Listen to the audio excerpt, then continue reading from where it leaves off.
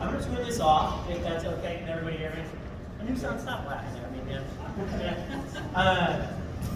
As Justin said, my name is Taylor Storberg. I'm one of the co-founders of PANDO PEO, and I also brought my other co-founder. I'm Amy. Nice to meet everybody. Amy Kobe. Awesome. Go Amy! Yeah! We're really excited to be here today. We were just talking with Adam and TJ over there. This is kind of our first time telling the PANDO story to a group of other co-founders and people in the startup ecosystem. So bear with us. We're learning.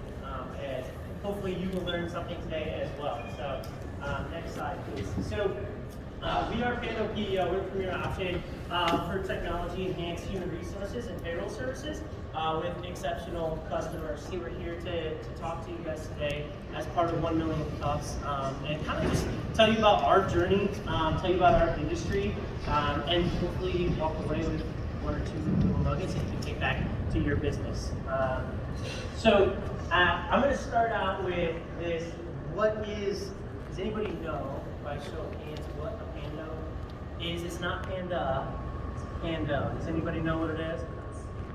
That one? Is it a leaf? No.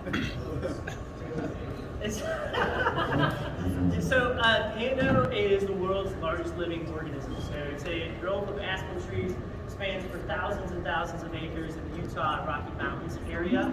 And it's all individual. I mean, we're talking thousands up to millions of aspen trees that are growing on the surface as individual entities, but are connected by an underground root system.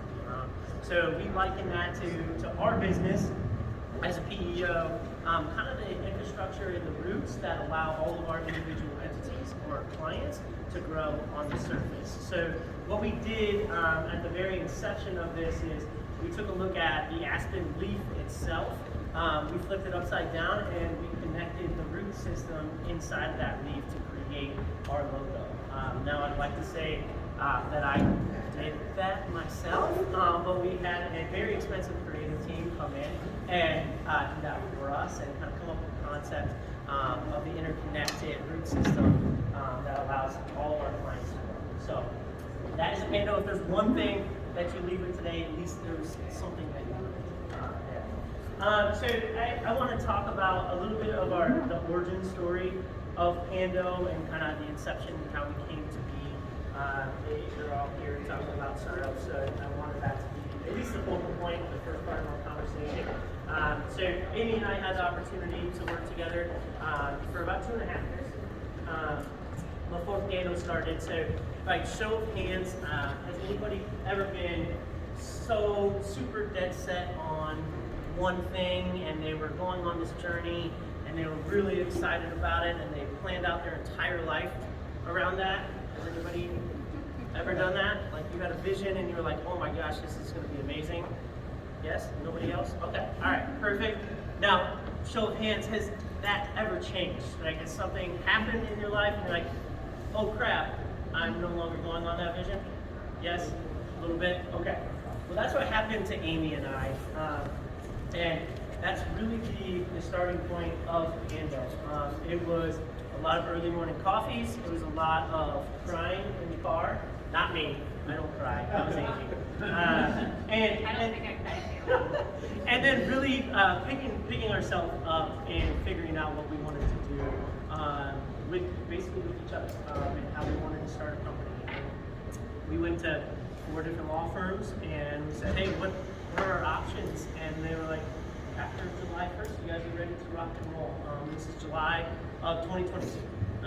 And so on July 12th of 2022, we founded our entity, Omaheal-Center-LLC, in the state of Nebraska. We had no money, we had no employees, we had no place to work, we had no product, we had no service. And over the next 6 months, we built a team of 8 people. We raised 2.5. Industry as a whole, does anybody know what PEO stands for?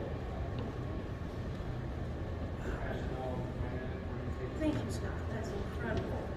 Really appreciate that.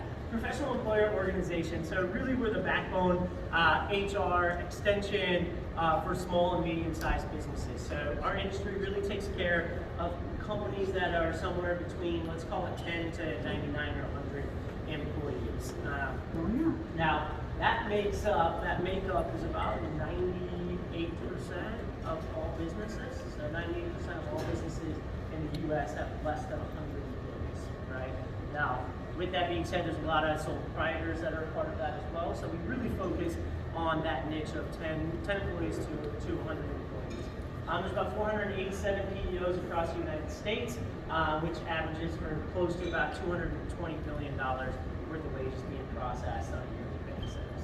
So I just threw up some really, I guess I find it interesting because I'm really passionate about it. You might not. But this kind of shows you the trajectory of where groups and their sizes really start to utilize our services. So you get started, and I'll tell this story on the next slide as well, but companies, the onboarding process and how to attract and retain employees, and that's where we come into play. So that's why you're seeing a large percentage of PEOs servicing clients that have basically 10 to 50. There's a couple other items that are part of that as well. But really the issue connects back to this. So what we're looking at here is creating a 360-degree view of the employee life cycle. So if you will, all of the things that we touch from an employee life cycle standpoint. We're talking time and labor, so if you have hourly employees, we're clocking in, we're clocking out to that. That's running right into payroll, which is helping with what's called a weekly 90-minute new client implementation kickoff call. And we go through every single detail. We go through payroll cycle, pay period, we go through deductions,